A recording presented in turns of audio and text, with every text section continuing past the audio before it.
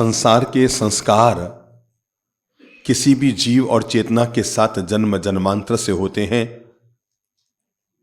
और साधना के संस्कार तो किसी सद्गुरु का सामीप्य मिलता है तब कहीं जाकर जीवन में उदय होता है। सभी महापुरुषों की आत्माएं जो भव भवांतर में भटकती रहती है, जरूरी नहीं है कि हर भव में उनकी आत्मा ने इतनी ही उज्जवल दशा को जिया हो,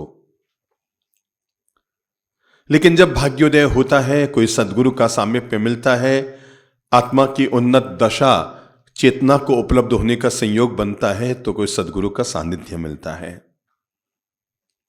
किसी को 8 साल में मिल जाता है और किसी को 80 में भी नहीं मिल पाता है। कोई 8 साल में भी तिर जाता है, कोई 80 में भी नहीं तिर पाता है। कोई 8 साल में भी मुक्त हो जाता है, कोई 80 साल का होकर भी आसक्त और आकंठ संसार में डूबा रहता है। तय है कि हम संसार में जन्मे हैं तो संसार में ही रहेंगे।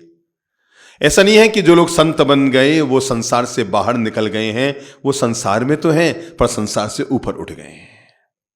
फर्क समझिएगा, संसार में रहना अलग बात है और संसार में रहकर भी संसार से ऊपर उठ जाना ये अलग बात है।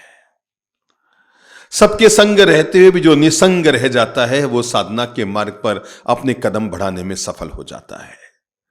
सबका साथ है, सबके संग है, सबके जीवन से हम जुड़े हुए हैं, लेकिन इसके बावजूद सबके साथ रहकर भी आदमी मुक्त जी सकता है। अपनी बात आगे बढ़ाऊं इससे पहले एक बहुत मीठी सी कहानी आपको बताता हूं कि किसी एक संत का एक अमीर के घर में रात्रि प्रवास करना हुआ। काफी अमीर व्यक्ति था और संत का काफी करीबी व्यक्ति था। तो उसने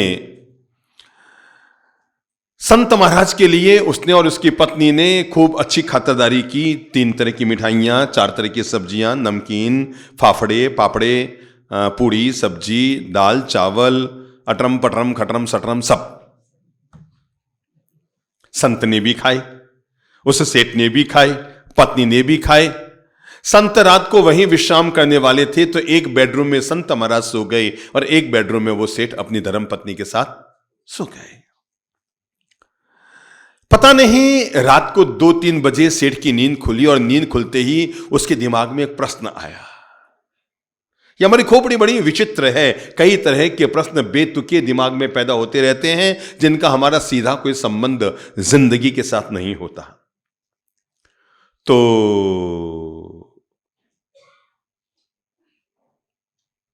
रात भर सेठ एक ही प्रश्न मन में सोचता रहा, कल मैंने भी मालपुए खाए, महाराज ने भी खाए। कल मैंने भी राजभोग लिया, महाराज ने भी लिया। कल मैंने भी दूध और फीनी खाई थी, महाराज ने भी खाई थी। 4 तरह की सब्जियां मैंने भी खाई, हाँ मैंने तो यूं खाई, महाराज को तो हमने खातिरदारी कर करके, नहीं महाराज अरोगो, नहीं महाराज अरोगो, नहीं गुरुजी ल्यो ल्यो, गुरुजी ल्यो। सच्चाई तो यह है कि मैं भी एक रूम में सोया हूं, वो भी एक रूम में सोए हैं। जिस रूम में मैं सोया हूं उसका नाम भी बेडरूम है और जिस रूम में वो सोए उसका नाम भी बेडरूम है। स्वाभाविक है कि ये सब चीजें देख देख कर अगर साल भर आप भी यहां हमारे पास रह जाएंगे ना तो आपके मन में भी आएगा, यार 1 नंबर रूम में महाराज सो रहे हैं, 2 नंबर में मैं सो रहा हूं, जिस किचन से महाराज खाना खा रहे हैं उसी से मैं खाना खा रहा हूं, सब कुछ एक जैसी व्यवस्था है। फिर प्रश्न क्या खड़ा होगा, वही सेठ के मन में पैदा हुआ, फिर मुझ में और महाराज में क्या फर्क है? दोनों एक ही तो माजने के हैं। यही महाराज रात भर है, मैं भी यही हूं, यही माल महाराज ने खाए, मैंने भी यही खाए, महाराज और मुझ में कोई ज्यादा फर्क नहीं है। रात भर यह प्रश्न कौंधता रहा दिमाग में। सुबह सेठ की आंख खुली, बाहर आया, प्रणाम महाराज, नमस्कार महाराज। और जब महाराज रवाना होने लगे सुबह सुबह तो सेठ ने कहा, महाराज बुरा नहीं माने तो एक बात पूछूंगा। हाँ बोलो बोलो, बुरा माने क्या महाराज? आप भी इस घर में रहे, मैं भी इस घर में था, आप भी बेडरूम में थे, मैं भी बेडरूम में था, आपके बेडरूम में भी इत्र छिड़के हुए थे, मेरे बेडरूम में भी इत्र छिड़का हुआ था। महाराज आपने भी 4 मिठाइयां खाई थी, मैंने भी 4 मिठाइयां खाई थी, जो नमकीन, जो सब्जियां, जो माल मलिंदे आपने खाए वो सब मैंने खाए। महाराज बार बार एक प्रश्न मेरे दिमाग में आ रहा है कि मुझ में और आप में फर्क क्या है? दोनों एक जैसे तो है अपन, मेरे भी कपड़े पहने और आपके भी कपड़े पहने हुए हैं। संत ने कहा, भाई तेरी बात में दम तो है, सही कह रहा है तू, कहीं कोई गलत नहीं है, तेरी बात में दम तो है। वास्तव में मुझे भी लगता है तुझ में और मुझ में कोई फर्क नहीं है।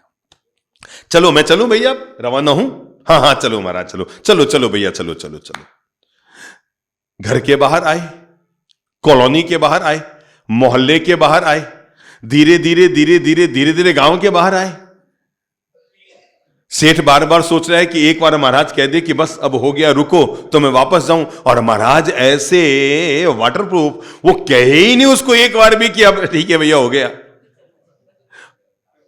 अब 1 किलोमीटर चल गए, हाँ हाँ चलो भैया, चलो चलो चलो चलो चलो। 3-4 किलोमीटर चल गए। अब तो उसके लगा यार महाराज केवल हल्का सा भी कह दे बस हो गया तो मैं तो खिसकूं, महाराज तो कह ही नहीं रहे। अब देखो हुआ क्या, सेठ बार बार पीछे मुड़ के देख रहा है, बार बार पीछे मुड़ के देख रहा है। अरे यार नगर भी रह गया, अरे यार कॉलोनी भी रह गई, गांव रह गया, एरिया चली गई, वापस मुझे इतना जाना भी पड़ेगा। वो बार बार पीछे मुड़ रहा है। महाराज ऐसे जोरदार 10 किलोमीटर उसे ले गए, कहे ही नहीं, है ना, क्या कहे ही नहीं। तो वो महाराज कहे ही नहीं, कहे ही नहीं, कहे ही नहीं। सेठ बार बार पीछे मुड़े, बार बार। आखिर महाराज से रहा ना गया और संत ने उससे पूछा, सेठ एक बात बता, ये तुम बार बार पीछे मुड़ के क्या दे? अरे महाराज क्या बात करे हो पीछे मुड़ के? मेरी पत्नी है, मेरा मकान है, मेरा धंधा है। अरे 10:30 बज रहे हैं महाराज, मेरा शोरूम खोलना है ज्वेलरी का। आप तो लिए जा रहे हो महाराज, आप कह ही नहीं रहे हो कि भैया एक बार तो रुक जाओ। एक बार तो महाराज आप बोल देते ना, मैं तो आपके पीछे पीछे आ गया महाराज, और शर्म के मारे कुछ बोल भी नहीं पाया महाराज, मेरी पूरी दुनिया पीछे है। संत ने कहा आराम से जाओ, पर मैं समझता हूं कि तुम्हें तुम्हारे प्रश्न का समाधान तो मिल ही गया। काहे का समाधान महाराज? अभी भी मुझे लगता है आप में मुझ में कोई फर्क नहीं है। बेटा जीवन भर याद रखना, तुझ में और मुझ में एक ही फर्क है, अपन दोनों एक ही मकान से निकल कर आए। तू पीछे देख रहा है, मैं आगे देख रहा हूं, यह फर्क यही बताता है तू गृहस्थ है और मैं संत हूं। तू कहां देख रहा है? पीछे देख रहा है, और मैं, जबकि तू तो वहां हजारों दिन से रह रहा है तो भी नहीं धापा, और मैं एक ही दिन रहा वहां पर, तब भी बहुत मुक्त भाव से मैं निकल रहा हूं। ये जो व्यक्ति की मनस्थिति का निर्माण होता है, इसी का नाम साधुता है, इसी का नाम साधना है। आज हम एक मन के खास प्रयोग से गुजर रहे हैं कि व्यक्ति अपनी मन की स्थितियों का मूल्यांकन कैसे करे। यह मन बड़ा चंचल है, कैसे इसे समझाऊं, जितना इसे समझाऊं उतना ही मचलता है, बड़ा जबरदस्त है। माला जपो तो कहां जाता है? दुकान में जाता है, दुकान में जाओ तो घर जाता है, घर जाओ तो बैंक में जाता है, बैंक जाओ तो मंदिर जाता है, मंदिर जाओ तो बीबी की याद दिलाता है। पता नहीं ये फितूरबाजियां हमारा मनुष्य का मन करता ही रहता है। और इसलिए आपको पता है मन को किसकी संज्ञा दी गई? मन किसकी तरह चंचल है? बंदर की तरह चंचल है। किसकी तरह? पर शायद इस मामले में बंदर कमजोर है, हमारा मन ज्यादा चंचल है। और हम क्या कहते हैं, मन किसकी तरह रंग बदलता है? जैसे गिरगिट रंग बदलता है। आप में से किसी ने गिरगिट को रंग बदलते हुए देखा है? मैंने देखा है कई बार है। हाँ हाँ मीरा प्रभु, तो बताओ ना, गिरगिट को रंग बदलने में लगभग कितना समय लगता है? नहीं, मैंने देखा है, यहां संबोधि धाम में भी देखा है रंग को बदलते हुए। आपने सही कहा है, जहां वो जाता है वहां रंग बदल जाता है, पर एक ही पल में नहीं बदलता है कि अभी सफेद था और सीधा लाल हो गया, और लाल था सीधा पीला हो गया, और पीला था सीधा हरा हो गया। धीरे धीरे धीरे धीरे धीरे धीरे धीरे रंग का परिवर्तन होता है, और 10 मिनट के बाद हमें लगता है कि अब इसका रंग बदल गया है। एक ही मिनट में नहीं बदलता है। अरे मेरे भाई, मैं तो कहता हूं ये गिरगिट से मन की तुलना क्यों करते हो? बेचारे गिरगिट के तो रंग बदलने में 10 मिनट लगता है, और हम 1 सेकेंड में अपना गियर चेंज करते हैं।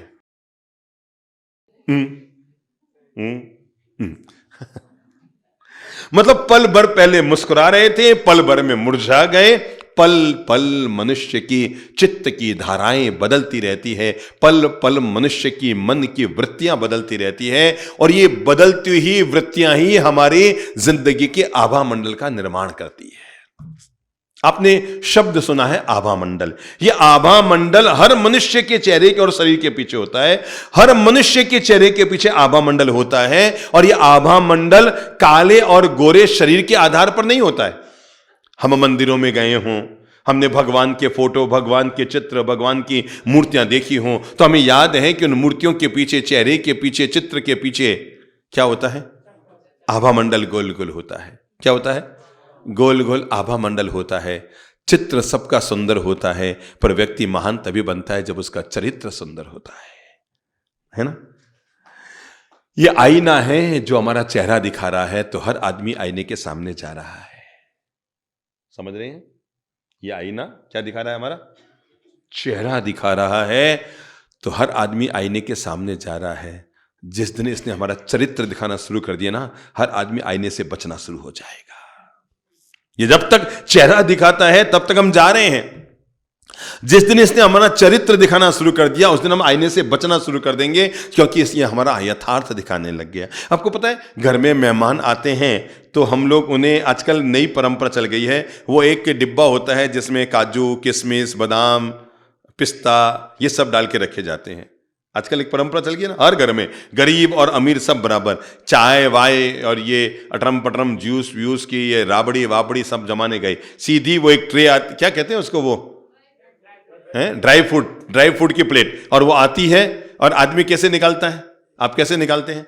यूं निकालते हैं। क्यों जी? यूं निकालते हैं। समझो अगर आप यूं निकालेंगे तो अगली बार आएगी। अरे वो कह गए तो खाता भी है यार, अंदर रख, चाय निकाल के ला। तो जब तक आप नहीं खा रहे हैं ना, तभी तक वो ड्राई फ्रूट की प्लेट आ रही है। खाना शुरू कर देंगे तो चाय की प्लेट आनी शुरू हो जाएगी। तो ये आईने बड़े जबरदस्त होते हैं, ये आदमी के चित्र दिखाते हैं, तभी तक अच्छे हैं, पर जिस दिन इसने चरित्र दिखाना शुरू कर दिया, उस दिन आदमी का आभा मंडल उसकी हथेली में आ जाएगा। हमारा आभा मंडल कैसा हो?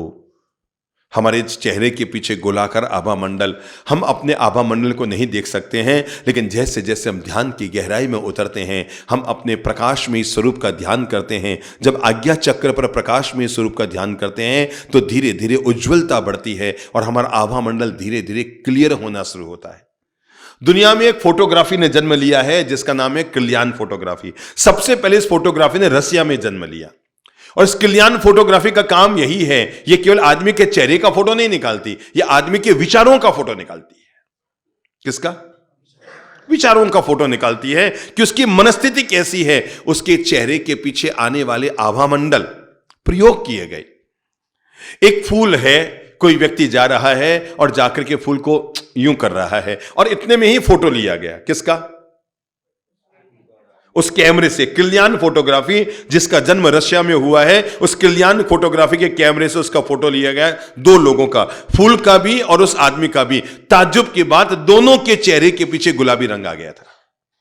फूल के चारों तरफ गुलाबी कलर और आदमी के चारों तरफ, क्योंकि आदमी किस भाव से गया उसको प्रेम देने के लिए, और जब प्रेम दिया तो फूल के भीतर क्या पैदा हुआ? प्रेम पैदा हुआ। थोड़ी देर बाद ही एक आदमी को कैंची लेकर भेजा गया, और वो जाकर के फूल को काटा नहीं है, काटने के लिए कैंची उसको कर रहा है, कट अब लगेगा, और तभी उसका फोटोग्राफी फिर ली गई। फूल की भी आदमी की भी, दोनों का आभा मंडल काला हो गया, क्योंकि उसके भीतर भी उसको काटने के भाव हैं और फूल के भीतर भी भय पैदा हो रहा है। मैं आपको यह बताना चाहता हूं कि हमारा आभा मंडल हमारे विचारों के आधार पर निर्मित होता है। इसलिए अभी हमारा आभा मंडल कैसा है, अगर आपको ये पता करना हो तो किसी भी कल्याण फोटोग्राफ की जरूरत नहीं है। अपनी मन की दशा को देख लो। बाहर से आप गुस्से में भरे हुए हैं, आपका फोटोग्राफी खराब आएगी, आपका आभा मंडल खराब आएगा। छोड़ो आभा मंडल को, आप गुस्से में अपना एक फोटो खींचो सेल्फी, और मुस्कुराते हो अपना फोटो खींचो सेल्फी, और ध्यान में अपना फोटो खींचो सेल्फी, आपको पता लग जाएगा क्या फर्क आ रहा है। मनुष्य के अच्छे बुरे विचारों के आधार पर उसकी क्रियाएं बनती है। मनुष्य के अच्छे बुरे विचारों के आधार पर उसके चित्त की स्थितियां बनती है। मनुष्य के अच्छे बुरे विचारों के आधार पर उसके वचन और विचार बनते हैं। व्यक्ति के अच्छे बुरे विचारों के आधार पर उसका कर्म बनता है। हमारे विचार हमारे कर्म का निर्माण करते हैं, हमारे व्यक्तित्व का निर्माण करते हैं, हमारे वचन का निर्माण करते हैं, हमारी क्रियाओं का निर्माण करते हैं। इसलिए अगर ठीक करना है तो हेडक्वार्टर को ठीक करो, बाकी सब अपने आप ठीक हो जाएंगे, और वह विचारों के लेवल को ठीक करो। किसको ठीक करो? विचारों के लेवल को अगर हमने ठीक कर लिया तो बाकी सब तो अपने आप ठीक हो जाएंगे। इसलिए भगवान ने कहा है भाव विशुद्ध होने चाहिए। क्या होने चाहिए? भाव विशुद्धि, हर जीव के भीतर अपने भावों की विशुद्धि होनी चाहिए। अगर आप में से कोई जैन व्यक्ति हो और वो प्रतिक्रमण करता हो और वो अतिचार बोलता हो, तो उसे मालूम है जब हम अतिचार बोलते हैं प्राणातिपात, मृषावाद, अदत्तादान, मैथुन, परिग्रह, क्रोध, मान, माया, लोभ, राग, द्वेष, और जब हम अंत में जाते हैं तो अंततः आता है ते सव्युः मन वचन काया करितस मिच्छामि दुक्कडम। ये बोल किसी ने सुने ना, मन वचन काया करितस मिच्छामि दुक्कडम। अरे काया का मिच्छामि दुक्कडम दिया जाए अच्छी बात है, वचन का दिया जाए अच्छी बात है, पर इन दोनों से पहले मन को जोड़ा गया, क्योंकि मनुष्य के दोष वचन से कम होते हैं। वचन से हम कई बार बोल नहीं पाते हैं, कर्म से हम कई बार कर नहीं पाते हैं, पर हम विचारों से कई बार अपने आप को अशुद्ध कर लेते हैं। और ये विचारों की जो अशुद्धि होती है, यही हमारे लिस्या मंडल को बनाती भी है और बिगाड़ती भी है। मैंने कहा बंदर से ज्यादा चंचल आदमी का मन है, गिरगिट से ज्यादा आदमी का रंग बदल सकता है उसका मन। इसलिए मन का जितना जरूरी एकाग्र होना है, उससे ज्यादा जरूरी निर्मल होना है। इसलिए तो कहते हैं ना, अगर तेरा दिल साफ है, बोलो, तो तेरे 1000 कसूर माफ है। क्या साफ है? दिल अगर साफ है तो भूल हो गई, कोई बात नहीं। पर दिल अगर खराब है, दिमाग अगर खराब है, मन अगर गंदा है, तो तेरा एक भी कसूर माफी के काबिल नहीं होगा। एक भी कसूर आदमी के माफी के काबिल नहीं होगा अगर दिल तेरा साफ नहीं है। तो मन निर्मल हो, वचन निर्मल हो, कर्म निर्मल हो, ये तीनों जब निर्मल होते हैं तो व्यक्ति का संयम, व्यक्ति का चरित्र, व्यक्ति का जीवन जीने की शैली, ये अपने आप निर्मल होनी शुरू हो जाती है। अच्छा एक बात बताओ, एक दूध ऐसा है जो बिल्कुल प्योर है, उसमें एक बूंद पानी नहीं डाला गया है, और एक दूध ऐसा है जिसमें 1 किलो में 1 किलो पानी डाल दिया गया है, तो ज्यादा दूध की मात्रा किसमें है? पानी वाले में। वो 2 लीटर और ये 1 लीटर है। बुद्धि तो अब ये लगाओ कि इन दोनों दूध को रबड़ी बनना है तो ज्यादा किसको खोलना पड़ेगा? समझ में आ गई? अक्ल आ गई कि और दूं? पहले से एडवांस ही होगी, पर एक बात तो हमें समझ में आ गई, दूध में जितना पानी मिलाओगे रबड़ी बनने के लिए उसको उतना ही ज्यादा खोलना पड़ेगा। हम मन को जितना गंदा करेंगे, विचारों को जितना गंदा करेंगे, मन को जितना कुत्सित करेंगे, साधना के मार्ग पर आने के लिए हमें उतना ही ज्यादा लगना पड़ेगा। जितने हम कर्मों का बंधन करते रहेंगे, खोलने के लिए हमें उतनी ज्यादा मेहनत करनी पड़ेगी। इसलिए आपने देखा होगा कई लोग होते हैं, तीर्थंकरों में भी कई तीर्थंकर ऐसे हैं जिन्होंने केवल दीक्षा ली और 80 दिन के बाद, 85 दिन के बाद तो उनको परम ज्ञान मिल गया। और कई तीर्थंकर ऐसे हैं जिन्होंने वर्षों वर्ष तक, स्वयं भगवान श्री महावीर 12.5 वर्ष तक कितने कितने संकट उठाए, कितने कितने कितने संकटों से गुजरना पड़ा। संकट कोई देता नहीं है, हमने जो किया है वही लौट कर आता है। समझ गए ना? भगवान की मूर्तियां यूं रहती है, तथास्तु। तथास्तु का मतलब क्या है? जो तू चाहे तुझे मिले। नहीं नहीं, अगर आप ये समझ रहे हो तो रॉन्ग। अगर आप ये समझ रहे हो तो गलत है कि आप ये समझ रहे हो कि भगवान ने यूं हाथ किया कि जो मैं चाहूं वो मिले। भगवान कहते हैं बिल्कुल गलत, भूल मत कर देना। जिंदगी भर फालतू तो मेरा आता रहेगा, गोते खाता रहेगा, मन को दुखी करता रहेगा। भगवान ये कहते हैं, हाथ अगर यूं है ना तो भगवान कहते हैं तथास्तु, जो तूने किया वो तुझे मिले। जो हमने चाहा वो हमें मिलने वाला नहीं है, जो हमने किया वही हमें मिलेगा। यह तथास्तु यही कहता है कि जो तूने किया है वही तुझे मिले।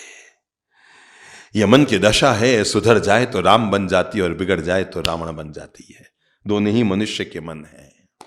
सुधर जाए तो राम बन जाती है, बिगड़ जाए तो रावण बन जाती है। ये मन की दशा है मेरे भाई। ये तो दिया सलाई की है, जलती तो है। किसी को चाहो तो तुम किसी के दिए को जला सकते हो, अंधेरे को मिटा सकते हो, और चाहो तो किसी की झोंपड़ी में आग लगा सकते हो। तय हमारा मन करता है। हम अपने मन को थोड़ा सा निर्मल और पवित्र करते हैं। मन को निर्मल और पवित्र करने के लिए, शांत करने के लिए 3 शब्दों को समझना बेहद जरूरी है। नंबर 1 विवेक, नंबर 2 वैराग्य, और नंबर 3 मुमुक्षा का भाव। जब तक ये 3 बातें हमारे जीवन में साकार नहीं होगी, तब तक हम किसी भी स्थिति में न तो मन को निर्मल कर पाएंगे, न मन को शांत कर पाएंगे। पहला मैंने क्या कहा? विवेक। क्या करना, क्या नहीं करना, क्या सोचना, क्या नहीं सोचना, कैसा जीना, कैसा नहीं जीना, यह पुनः पुनः चिंतन करने वाला व्यक्ति अपने विवेक की दृष्टि, जिसको हम कहते हैं ना हंस दृष्टि, पानी को अलग कर सकता है, दूध को अलग कर सकता है। ये विवेक दृष्टि जिसके पास उपलब्ध हो जाती है, वो अपने मन को निर्मल और शांत करने में सफल हो जाता है। विवेक की दृष्टि हर आदमी के पास होनी ही चाहिए। बाहर बाहर संवर चुके, मन अभी संवरना बाकी है। बाहर बाहर संवर चुके। हम जितने बाहर से सुंदर नजर आते हैं, जितनी साबुनें लगाते हैं, जितना खुद को घिसते हैं, गोरा बनाने की कोशिश करते हैं, ब्यूटी पार्लर में जाते हैं, थोड़ी चमक दमक, थोड़ा ये लिपस्टिक चपिस्टिक अटरम पटरम पाउडर वाउडर लगाते हैं, क्रीम व्रीम लगाते हैं, हम उस शरीर को सजाते हैं जिसको कि मिट्टी में मिल जाना है। उस मन को नहीं सजा पाते, उस आत्मा को नहीं सजा पाते जिसको परमात्मा के पास जाना है। किसको सजा रहे हैं? जिसको मिट्टी में मिल जाना है। एक संत हुए जिनका नाम था रांका। क्या नाम? ये पूना के रांका ज्वेलर्स वाले नहीं है, हाँ, वो संत थे। वो तो अमीर आदमी है, सेठ आदमी है, पर एक संत थे जिनका नाम था रांका, और उनकी पत्नी का नाम था माका। सुनना, किसी भी व्यक्ति की चित्त की स्थिति में निष्प्रियता कैसे उजागर होकर आ सकती है। कहते हैं एक बार दोनों पति पत्नी जंगल में लकड़ी काटने के लिए गए थे। लकड़ी बीन कर जब वो वापस आ रहे थे तो पत्नी पीछे चल रही थी और पति आगे चल। शारीरिक दृष्टि से पुरुष का शरीर थोड़ा सा मजबूत होता है, तो वो थोड़ा तेज गति से चल रहा था और उनकी पत्नी धीरे धीरे आ रही थी। आगे चलते चलते अचानक रांका के पांव में ठोकर लगी।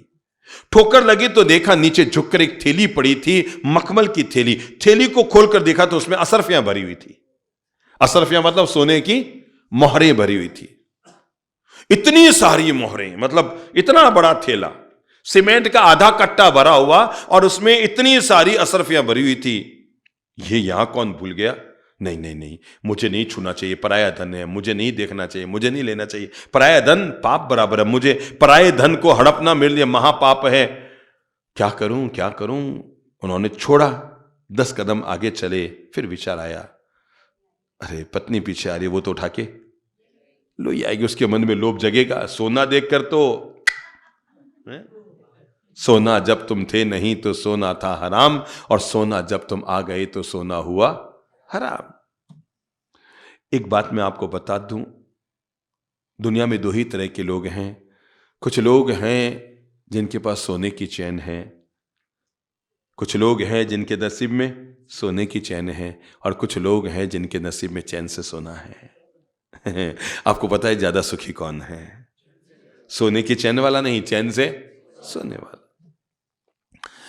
तो रांका के मन में आया कि मेरी बावड़ी पत्नी पीछे आएगी तो इस थैले को देखेगी तो मोहरें नजर आएगी और तय है कि उठाकर लाएगी। क्या करूं, किधर छुपाऊं? वो आ ही रही है, बस 300 मीटर दूर है। झट से उन्होंने अपने साथ वो लकड़ी काटने का जो होता है ना, खुरपी, उससे फटाफट जमीन को खोदा और थैला अंदर डाल ही रहे थे। उन असरफियों को अंदर डाल ही रहे थे कि इतने में पत्नी आ गई। क्या कर रहे हो? नहीं, कुछ नहीं, बस इनको मिट्टी से ढक रहा हूं। मेरे मन में आया कि कहीं इन्हें देखकर तुम्हारा मन कहीं पिघल ना जाए। अब देखो, महान तो राका से 1000 गुने उसकी पत्नी बांका थी, जिसने कहा तुम भी कैसे पागल हो, मिट्टी को मिट्टी से ढक रहे हो। क्या कहा है? मिट्टी को बेवजह मेहनत कर रहे हो, ये चमकीली मिट्टी, ये काली मिट्टी, तुम मिट्टी को मिट्टी से ढकने का प्रयास कर रहे हो। अरे ये सोना नहीं, सोना तो हमारे भीतर है। असलिम स्वर्णिम, असली स्वर्ण तो हमारे भीतर है। एक चमकीली मिट्टी, एक काली मिट्टी है। नादान ये कर रहे हो कि काली मिट्टी से चमकीली मिट्टी को चलो गड़ो, और ये कहते हुए हाथ पकड़कर ले गए। तब रांका को पता लगा उससे 1000 गुना आगे तो उसकी पत्नी भागा है। दोनों ही मिट्टी है, एक काली मिट्टी है, एक चमकीली मिट्टी है। मिट्टी से मिट्टी को सजाया जाता है। बोलो। और मुस्कुराती कौन है? आत्मा। मिट्टी से मिट्टी सज रही है, आत्मा मुस्कुरा रही है। भगवान कहते हैं इसी का नाम मिथ्यात्व है, इसी का नाम आसक्ति है, इसी का नाम मूर्छा है। मिट्टी से मिट्टी के सजाने के चक्कर में आत्मा का मुस्कुराना, इसी का नाम मिथ्यात्व है। कहते हैं एक सेठ के यहां संत का आना हुआ। सेठ ने बड़ी आलीशान कोठी बनाई थी, बड़ी आलीशान कोठी, मतलब एकदम ऐसे वो मतलब न करते 8-10 करोड़ का खर्चा करके 4 मंजिला आलीशान कोठी बनाई। उद्घाटन समारोह भी किया कि आजकल नियम है कि जितना खर्चा बिल्डिंग को बनाने में किया जाता है उसका 10% उद्घाटन में भी करते हैं। 1000 लोगों का खाना करना, ये करना, वो करना। उद्घाटन हो गया, लोग आ रहे थे, वाह क्या बिल्डिंग बनाई है, वाह क्या बाथरूम बनाया, वाह क्या ये बनाया, वाह क्या ये बनाया है। और यूं तो उसको 1 मंजिल चढ़ना भारी लगता था, पर जितने लोग आ रहे सबके साथ ऊपर जाके दिखाया, चलो चलो दिखा रहा हूं। फिर आया नया, फिर दिखा रहे। और लोग भी क्या है, अरे वाह साहब। आपको पता है ये जितने लोग कहते हैं ना वाह साहब वाह, ये सब अंदर से जल रहे होते हैं। बनाया था उसने साहब, ये भी नगर निगम में काम करता है, मैं भी नगर निगम का, जरूर उसने इधर उधर से पैसा बढ़ा गया, जरूर उसने अंदर से तो जल रहा है, बुल रहा है, जलने से तो हो रहा है। हाँ साहब, क्या आलीशान बनाया है। सब लोग वाह वाह करके चले गए, बादाम की कतलियां खा के चले गए। खेल का नाम, रात को सेठ सोया था, सोचा यार 10 करोड़ का खर्चा किया, 2000 लोग आए, प्रशंसा करके चले गए। एवरेज तो महंगा पड़ा ना, एक आदमी पर 5000 का खर्चा किया मैंने, क्या लाभ हुआ मुझे। एक काम करता हूं, किसी ऐसे आदमी को पकड़ कर लाऊं जो रोज नए नए शहरों में जाता हो, और मेरे मकान में लाऊंगा तो मेरा मकान देखेगा तो अपने प्रवचन में मेरी बातों को कहेगा। किसको पकड़ूं। या एक काम करते हैं, ललित महाराज को पकड़ के लाते हैं। वो घुमक्कड़ है, गांव में जाते हैं तो प्रवचन देते हैं तो अपने दृष्टांत बताएं, अपने अनुभव बताते हैं तो सबको बताएंगे कि अमुक घर में गया, मकान देखा और इतना सुंदर मकान था। और अगर उन्होंने 10 प्रवचन में मेरी तारीफ कर दी और वो प्रवचन अगर आस्था अरियंत संस्कार में आ गए, मेरी पूरी दुनिया में नाम चमक जाएगा। महाराज को पकड़ के लाता हूं।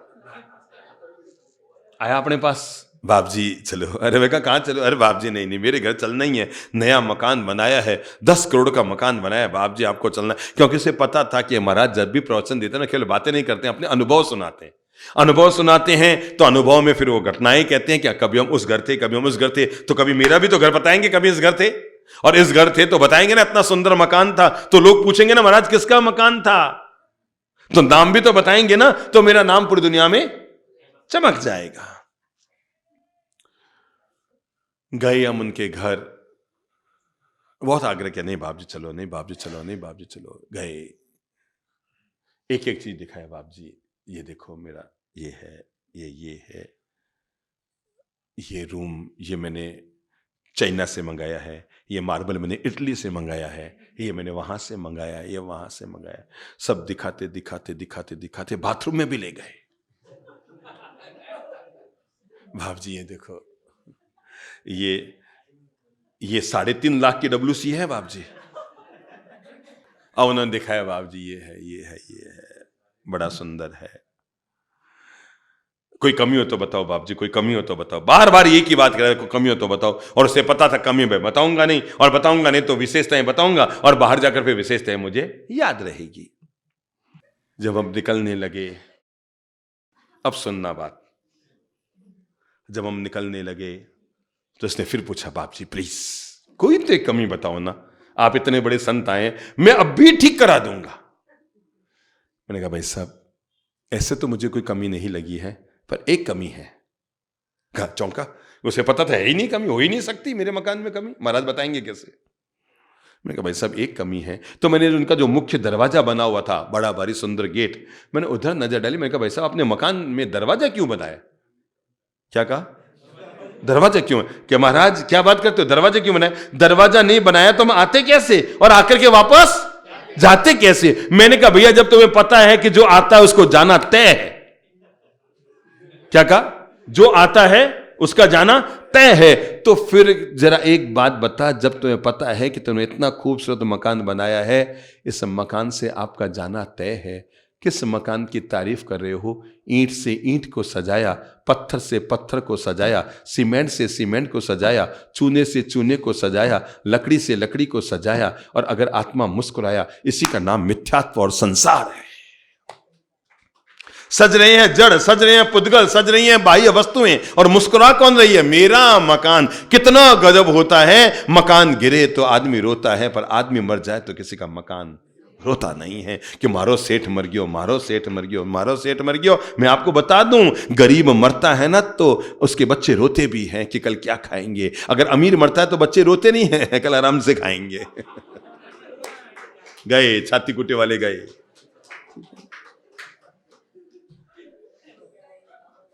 इसलिए ज्यादा मोहासक्ति काम की नहीं होती है। क्या कहा मैंने?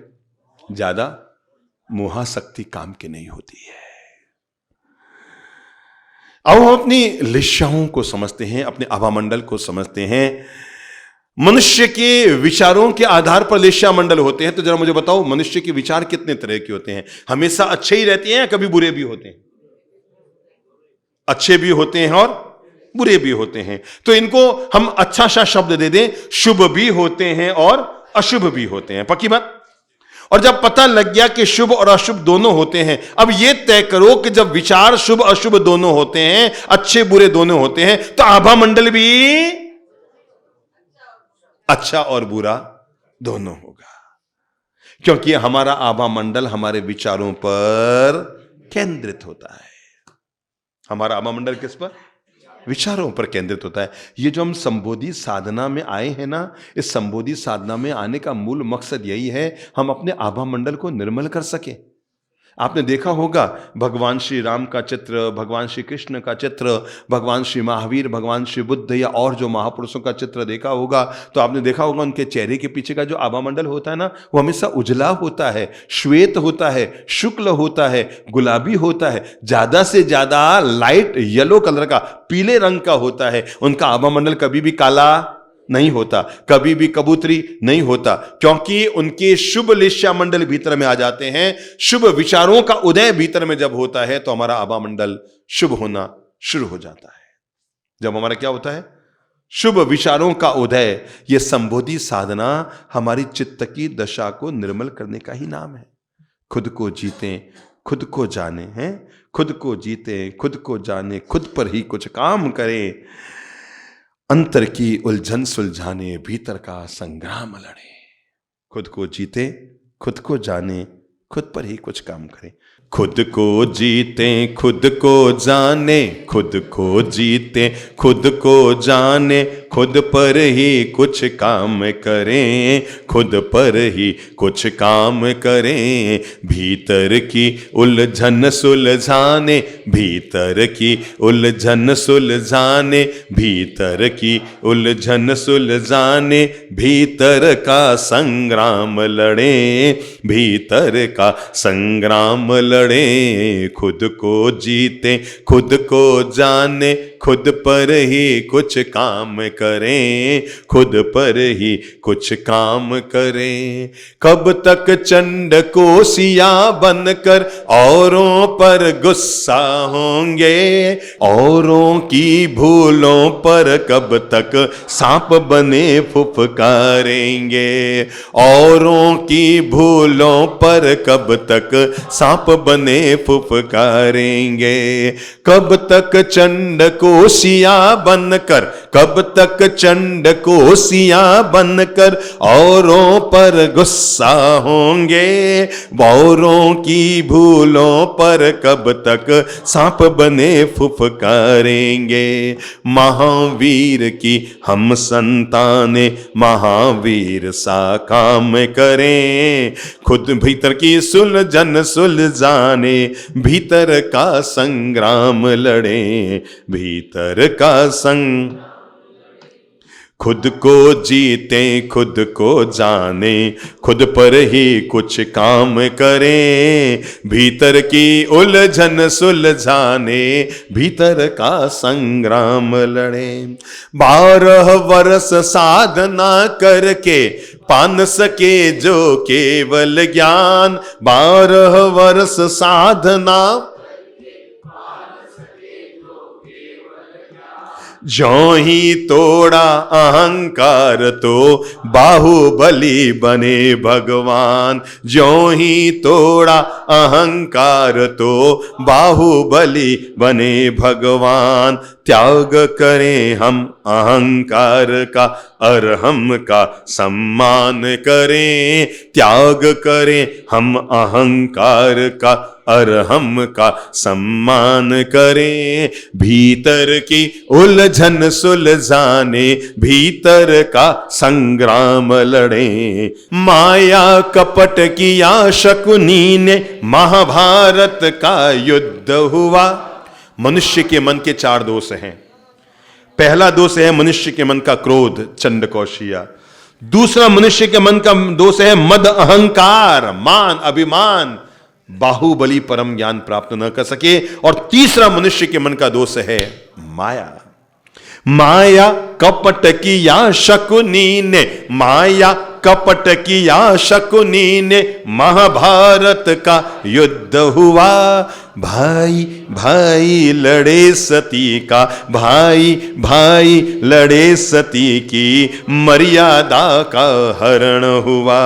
राम बने हम श्याम बने हम, राम बने हम श्याम बने हम। छल प्रपंच का त्याग करें, भीतर की उलझन सुलझाने भीतर का संग्राम लड़ें। भीतर का लोभ पाप का बाप इसी ने, पाप हजारों कर डाले। लोभ पाप का बाप इसी ने, पाप हजारों कर डाले। इसने इंसानों को रावण कौरव कंस बना डाले। इसने इंसानों को रावण कौरव कंस बना डाले। चंद्र बने हम शांति दूत, क्या? चंद्र बने हम शांति दूत, सुख शांति का विस्तार करें। भीतर की उलझन सुलझाने भीतर का संग्राम लड़ें। भीतर का संग्राम लड़ें, भीतर का संग्राम लड़ें। बोलो खुद को जीते खुद को जाने, खुद को जीते खुद को जाने, खुद पर ही कुछ भीतर की उलझन सुलझाने भीतर का संग्राम लड़ें। भीतर का, मैंने कहा मनुष्य के अशुभ विचार, ये हमने जो अभी 4 सूत्र पढ़े ना, क्रोध, अभिमान, माया और लोभ। इतिहास की अनंत अनंत घटनाएं इन चारों चीजों से जुड़ी और भरी हुई है कि इन चारों चीजों ने मानवता का कितना नुकसान किया है। ये मनुष्य की वो अशुभ प्रवृत्तियां हैं जो चित्त की अशुभ वृत्तियों से पैदा होती है। और ये जो हमारे चित्त की अशुभ वृत्तियां हैं, यही हमारे आभा मंडल को कलुषित करती है। इसलिए अपने आभा मंडल को अगर सुधारना है तो सबसे पहले अपने चित्त की कलुषित वृत्तियों को हमें समझना होगा। मनुष्य के चित्त की जो पहली कलुषित वृत्ति, जिसको हमारे ज्ञानी जनों ने अध्यात्म की भाषा में लिष्या मंडल कहा है, और उस लिष्या को अशुभ लिष्या कहा है। और अशुभ लिष्या में पहली लिष्या आती है जिसका नाम है कृष्ण लिष्या। क्या नाम है? नाम से ही हम समझ गए, कृष्ण का मतलब काला, तो हम नाम से ही समझ गए कि इसका रंग कैसा होता है, काले रंग का होता है। और तय है काली मां तभी आएगी जब भीतर के हृदय में भी हमारे काली मां छाई रहेगी। समझ गए ना? इसलिए इस काली मां को हटाना बहुत जरूरी है। बचपन में आप लोगों को याद होगा, जिन लोगों ने बचपन में लालटेन जलाए हैं, किस किस ने जलाए हैं? हाथ खड़ा करो। हाँ, अपन वो अंतिम नस्ल है जिन्होंने जिंदगी में लालटेन भी जलाए हैं ना। अपन वो अंतिम नस्ल हैं जिन्होंने क्या किए हैं? लालटेन जलाए हैं। और अगर लालटेन जलाए हैं तो एक बार मैंने भी लालटेन जलाया था, मैंने भी लालटेन जलाया। चलो सब बैठे बैठे लालटेन जलाओ।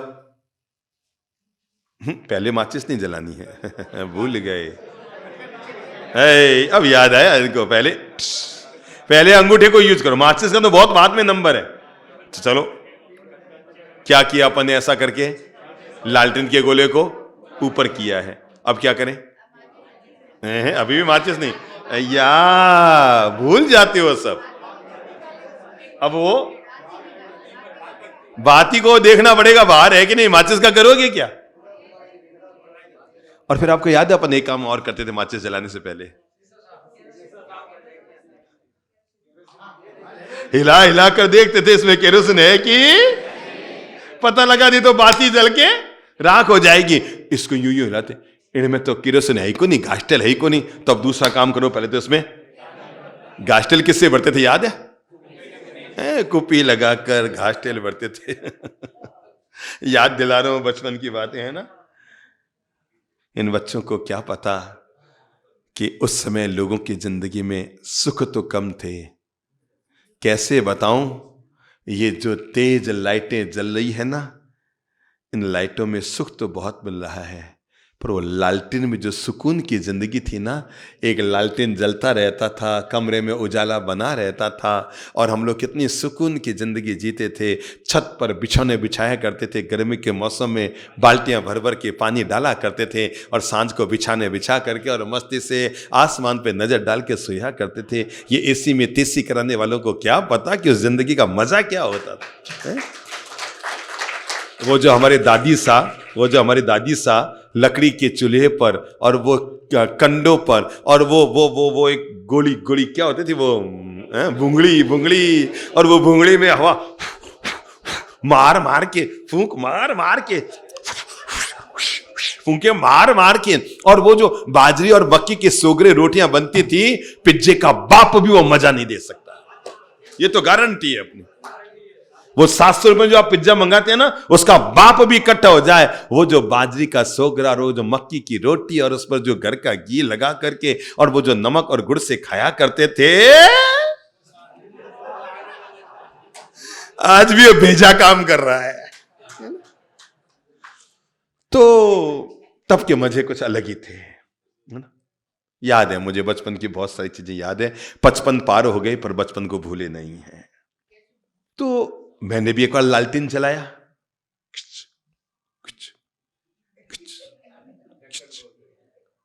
लालटेन जला, ढक्कन बंद। और आपको कैसे बताऊं, बच्चा तो था ही, और हुआ ये कि मैंने लालटेन जला भी दिया, पर कमरे में तो उजाला हुआ ही नहीं। मैंने उसको और तेज किया, उजाला हुआ ही नहीं। मैंने और तेज कर दिया, मैंने और तेज कर दिया। जैसे जैसे मैं तेज करूं वैसे वैसे उजाला कम होता जा रहा है। तब मेरी मां ने मुझे जीवन का पाठ पढ़ाया था कि बेटा, केवल लालटेन जलाने से कभी उजाला नहीं होता है। लालटेन जलाने से पहले जो कांच का गोला है ना, ये संबोधि साधना शिविर आपके मन के कांच के गोले को साफ करने की प्रक्रिया है। उजाला तो अंदर है, जैसे ही गोला साफ हो जाएगा कि उजाला बाहर निकल कर आ जाएगा। हम न तो कोई माचिस का काम करेंगे, न कोई बाती का काम करेंगे, न कोई दिए को जलाने का काम करेंगे। हर आत्मा ज्योतिर्मय है। हम जो कांच का गोला है ना, उसको साफ करने का काम करेंगे। ये क्रोध, ये कषाय, ये कामनाएं, ये वासनाएं, ये लालसाएं, ये अभिमान, ये राग द्वेष, ये कटुताएं, ये क्लेश, ये सब चीजें जो हमारे भीतर पल रही है ना, इनके कांच के गोले को जैसे साफ किया, उजाला। तो पहली जो अशुभ लेश्या हमारे भीतर पलती है, उसका नाम है कृष्ण लेश्या। नाम से पता लग गया कि काली है। हां, कृष्ण लेश्या किन की होती है? तो हमारे आध्यात्मिक भाषा में इसको कहा गया, कृष्ण लेश्या मनुष्य के चित्त की सबसे गिरी हुई स्थिति होती है। कौन सी स्थिति? सबसे गिरी हुई स्थिति। और इसमें सबसे बड़ी बुरी बात होती है, कृष्ण लेश्या का पहला लक्षण, हमारा आभा मंडल अभी कैसा है? अब मैं आपके हाथ में थर्मामीटर दे रहा हूं, आप खुद चेक कर लेंगे कि आपका आभा मंडल भी काला है, पीला है, नीला है, गुलाबी है, या हरा है, या पीला है, या अग्नि के रंग का है, या शुक्ल श्वेत है। आपको खुद को ही पता लग जाएगा। तो पहली चित्त की स्थिति मैंने कहा कृष्ण लेश्या, और कृष्ण लेश्या का पहला लक्षण है स्वभाव की प्रचंडता। क्या है? स्वभाव की प्रचंडता। समझ गए ना मतलब? आप हर समय नहीं, केवल गुस्सा नहीं, मतलब जैसे अंदर से आग से भरे हुए हों। छोटा सा मौका चाहिए सुलगने का, जैसे कोई गैस का सिलेंडर भरा हुआ है और ढक्कन खुला हुआ है। अब क्या चाहिए उसको सुलगने के लिए? केवल अरे एक स्विच भी ऑन कर दोगे, एक चिंगारी भी लग जाए कि तो सुलगने को तैयार है। कुछ लोग आग के गोले की तरह होते हैं, उनको बस निमित्त चाहिए, वो तो बरसने के लिए, चिल्लाने के लिए, हो हल्ला करने के लिए, गाली गलौज करने के लिए, वातावरण को बिगाड़ने के लिए, कलुषित करने के लिए, कैसा भी अच्छा वातावरण उसको नेगेटिव बनाने के लिए वो लोग काफी होते हैं। ऐसे लोग कृष्ण लेस्या वाले होते हैं, जिनका स्वभाव बड़ा प्रचंड होता है, बड़ा प्रचंड होता है। छोटी सी बात हुई नहीं कि नाराज होकर चले जाएंगे, ये होकर चले जाएंगे। एक घर में हमारा जाना हुआ, पता लगा उस घर की जो बेटी थी वो 28 साल से अब घर में नहीं आई। क्या नहीं आई? 28 साल से घर में नहीं आई। और हुआ यह था कि 28 साल पहले शादी के करीबन 2 महीना बाद वो अपने पीहर आई थी और भाभी ने उसके लिए पापड़ सेका था। एक तो पापड़ जल गया, ऊपर से घी बराबर लगा नहीं, और मिर्ची के साथ साथ नमक भी भाभी के हाथ से उस पर गिर गया था। उसे लगा भाभी ने मेरे जानबूझ के किया है। वो नाराज होकर घर के गई कि मैं इस घर में कभी पांव नहीं रखूं, और 28 साल तक घर पे नहीं आई। 15 पैसे के पापड़ के पीछे 25 जिंदगी के रिश्ते खत्म कर दी। स्वभाव की प्रचंडता। उनको थोड़ा सा निमित्त चाहिए, मैं कल से यहां नहीं आऊंगी, मैं आपसे बात नहीं करूंगी, मैं नहीं मिलूंगा, मैं नहीं करूंगा, मैं अब इस घर का कभी मुंह नहीं देखूंगा। प्रचंड तेज स्वभाव होता है उनका। थोड़ी सी भी सहन शक्ति उनके भीतर नहीं होती है। याद रखना, जिनके भीतर शक्ति होती है वो सिकंदर होता है, पर जिसके पीछे सहन शक्ति होती है वो तीर्थंकर होता है। अगर तीर्थंकर बनना है तो शक्ति नहीं चाहिए। महावीर इसलिए तीर्थंकर नहीं बने कि उन्होंने अंगूठे से मेरु पर्वत को हिला दिया। महावीर इसलिए तीर्थंकर नहीं बने कि उन्होंने मुक्के का प्रहार करके देव को जमीन में गाड़ दिया। महावीर इसलिए भी तीर्थंकर नहीं बने कि उन्होंने सांप को हवा में लहरा दिया। महावीर इसलिए तीर्थंकर बने कि सांप ने डंक मारा तब भी वो शांत रहे, कान में कील ठोके तब भी वो शांत रहे, किसी ने उन पर चाबुक और बैंत मारे तब भी वो शांत रहे, और संगम देव ने उन पर भयंकर उपसर्ग किए तब भी वो शांत रहे। उस शांति उस सहन शक्ति ने महावीर को तीर्थंकर बनाया। शक्ति से व्यक्ति कभी भगवान नहीं बनता, भगवान तब बनता है जब उसके पीछे सहन शक्ति होती है। तो कुछ लोग होते हैं जिनके भीतर स्वभाव की प्रचंडता होती है, प्रचंडता होती है।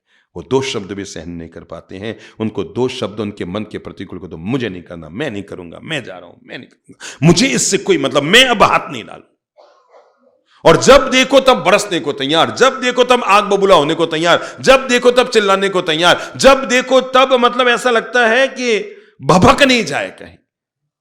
ऐसे जो लोग होते हैं आजीवन उनका लिश्या मंडल काला रहता है।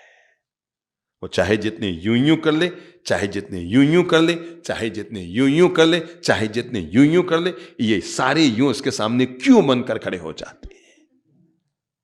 क्या क्यों? ये सब क्यों? जब तेरी मन की विशुद्धि नहीं हो रही है तो ये सब करने का क्या परिणाम? चाहे तू यूं कर, चाहे यूं कर, चाहे यूं यूं कर, चाहे कुछ भी कर, परिणाम हाथ नहीं रखना।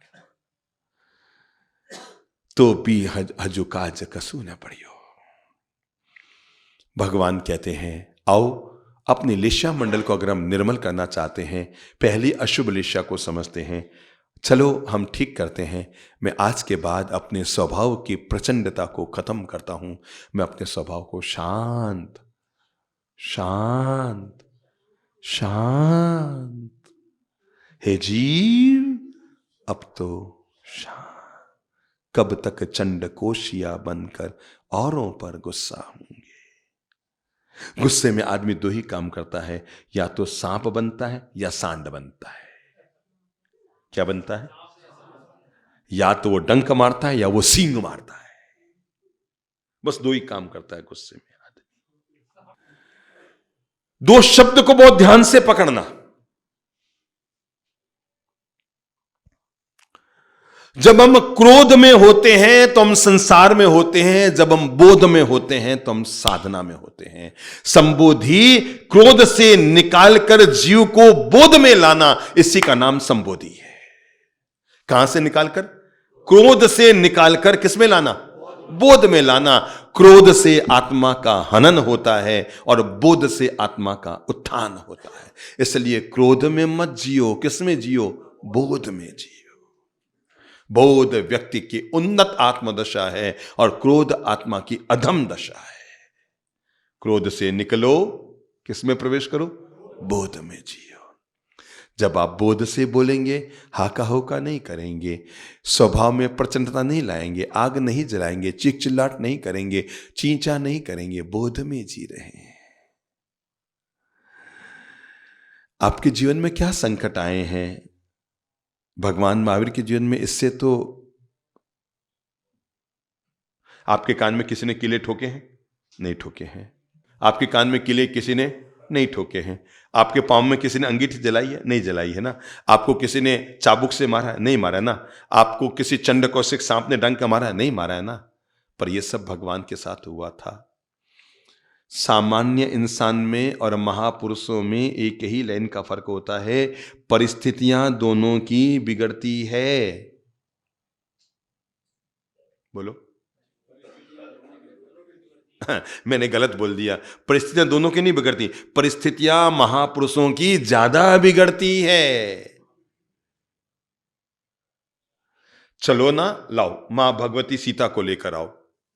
जन्मी तो मां की कोख न मिली, शादी हुई तो परशुराम जी प्रकट हो गए, ससुराल आई 2 दिन सुख से न जी तो कैकेयी मंथरा प्रकट हो गई, पति का साथ देने जंगल गई तो रावण प्रकट हो गया, और रावण के चुंगल से निकली तो अग्नि प्रकट हो गई। वापस अपने राजमहल में आई तो लोगों ने अपवाद करना शुरू कर दिया। वहां से निकलकर कहां गई? ऋषि के आश्रम में जाना पड़ा। रघुकुल की महारानी, राजा राम की पत्नी, भगवान की पत्नी, दशरथ की पुत्रवधू, जनक नंदिनी, इतना ही परिचय नहीं था उसका। लक्ष्मी का अवतार। किसका? 2 सुख की सांस भी जिंदगी में ना ले पाई। जो सीता के साथ हुआ उसमें से हमारे साथ कुछ भी नहीं हुआ। बस वो इसलिए महासती सीता बन गई क्योंकि उसकी परिस्थितियां तो बदली, पर परिस्थितियों के साथ मनस्थिति नहीं बदली। बस सामान्य इंसान की परिस्थिति बदलती ही मनस्थिति बदल जाती है। वे इसलिए महापुरुष बन जाते हैं क्योंकि केवल परिस्थितियां बदलती है, वे अपनी मनस्थिति को अपने कंट्रोल में रखते हैं। बोध में जियो। किस में जियो? ये लाइन अगर आप जिंदगी भर याद रख सके तो जरूर याद रख लेना। भूल सके तो ललित प्रभ, चंद्र प्रभ, शांति प्रिय जी का नाम भले ही भूल जाना, कोई खास बात नहीं, इनसे कुछ खास होने वाला नहीं है। पर जो मैं लाइन कह रहा हूं इसे जीवन भर याद रखना। गुस्सा आए तो रुक जाओ, बोल लो गुस्सा आए तो रुक जाओ, बोल लो गुस्सा आए तो रुक जाओ, बोल लो गुस्सा आए तो रुक जाओ। फिर से बोल लो गुस्सा आए तो, ये कुर्सी वाली ना वो भी बोल लो गुस्सा आए तो, और गलती हो तो झुक जाओ। 100% आप लाभ में रहेंगे। बोल लो गुस्सा आए तो रुक जाओ और गलती हो तो झुक जाओ। 100% आप लाभ में रहोगे। ये दोनों बात आपको कभी नुकसान दे ही नहीं सकती। गुस्सा आया तो कंट्रोल, और गलती हुई तो आई एम सॉरी। ये वे 2 गतिविधियां हैं जो हमारे मन को शांति भी देगी, हमारे आभा मंडल को कलुषित होने से बचाए रखेगी। किसको?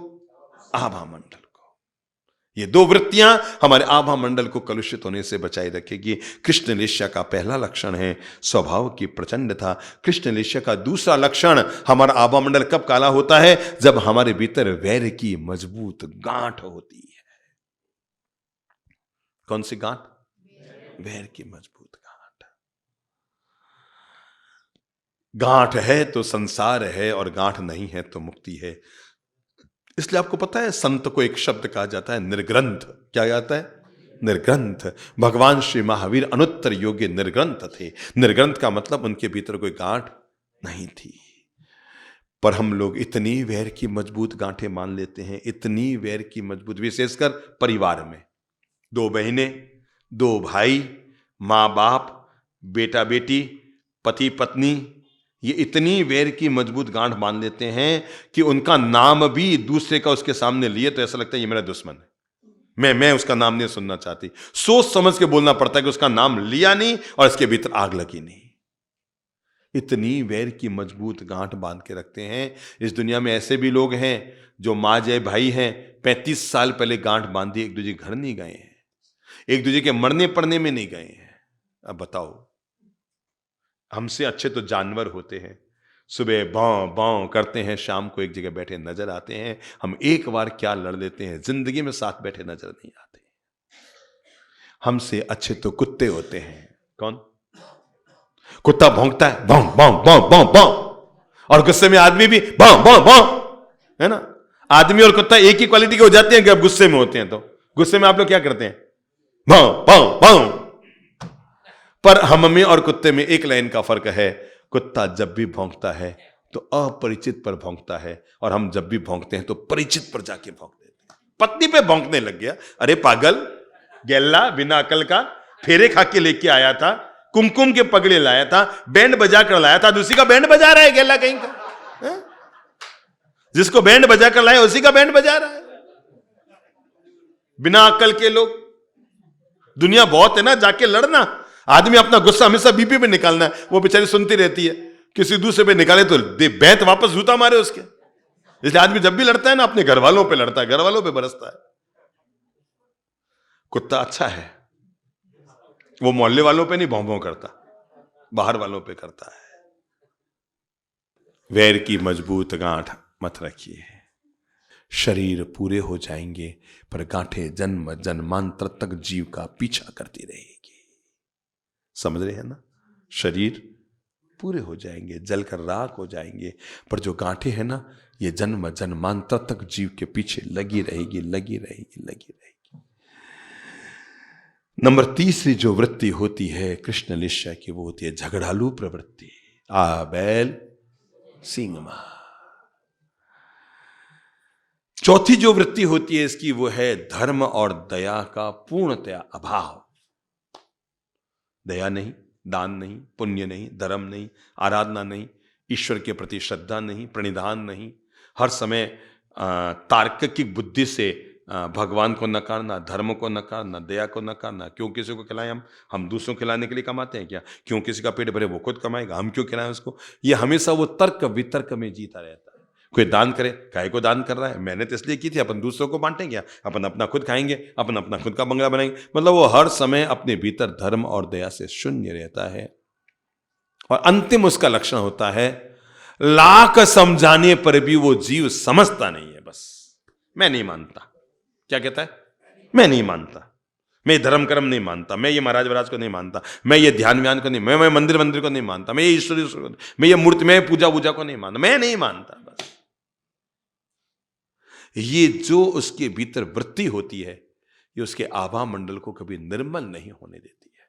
इसलिए हम ये संकल्प करें, 6 बातें अपने कृष्ण लेस्या के आभा मंडल को खत्म करने के लिए हम 6 बातें अपने जीवन में जोड़ेंगे। नंबर 1, स्वभाव में हमेशा मधुरता रखेंगे, प्रचंडता नहीं रखेंगे। नंबर 2, हम सबसे प्रेम रखेंगे, किसी से वैर नहीं रखेंगे। नंबर 3, मैं सबसे मिठास से बोलूंगा, किसी से झगड़ा नहीं करूंगा। नंबर 4, मैं धर्म और दया में विश्वास रखने की कोशिश करूंगा। नंबर 5, मैं दुष्टता से बाहर निकलूंगा और सरलता में जीवन जीने की कोशिश करूंगा। और नंबर 6, मैं महापुरुषों के द्वारा बताए हुए दिव्य ज्ञान को अपने जीवन में जीने की कोशिश करूंगा। अगर ये 6 नेगेटिव बातों को हम पॉजिटिव बना लेते हैं तो हमारा कृष्ण लेस्या बदलकर हमारे उज्ज्वल लेस्या में प्रवेश कर जाएगी।